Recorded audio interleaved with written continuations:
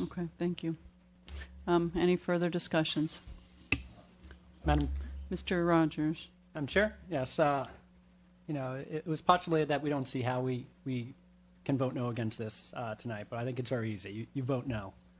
Just because previous councils have approved variances where they might not have been doesn't mean that we should approve this tonight. I'm a strong supporter of property rights, a very strong supporter.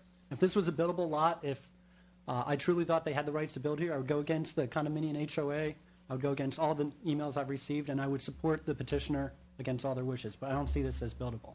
The way I see this is if I were to buy a parcel, say 125 feet, and Mr. Weinroth were to buy a parcel at 125 feet, and we were to both build 100 foot on 100 foot of that parcel, and each had 25 left, we put that together, sell the 50 feet, that doesn't mean it should be buildable. We've created that situation. That's how I see as what happens here.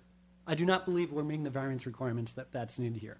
When this lot was put together in 1963, I don't think it was met. Before that portion, at any time, I have not seen when it should have been buildable in those slivers was there. And certainly when purchased, it was not buildable. The petitioner has articulated that this may be considered taking. I'm not convinced. I'm not convinced at all. I'm not convinced whenever these pieced together slivers of land had vested rights.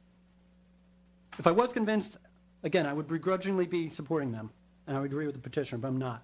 It's been talked about that we could transfer from the east to the west. I understand they're not joined together. I would possibly support that very strongly if that is down the pike. I believe the city would be interested in buying this, probably for more than the petitioner paid, because it sounds like they got a good deal. But that's irrelevant to the approval today. It would make a great spot for a little bike stop off, though. I see allowing building on this site as a special favor that should not have been expected at time of purchase. Also not relevant, but the original plan brought forward at 10,000 square feet and 4 stories was, I would say, greedy, not in character with the neighborhood, but again, it's irrelevant because I do not believe the variance characteristics were met. I believe the city loses, and we fail tonight if we approve this, and I strongly urge and affirm, urge that we do not support this and affirm ZBOA's original decision. Thank you, Madam Chair. Okay, thank you, Mr. Rodgers. Mr. Singer.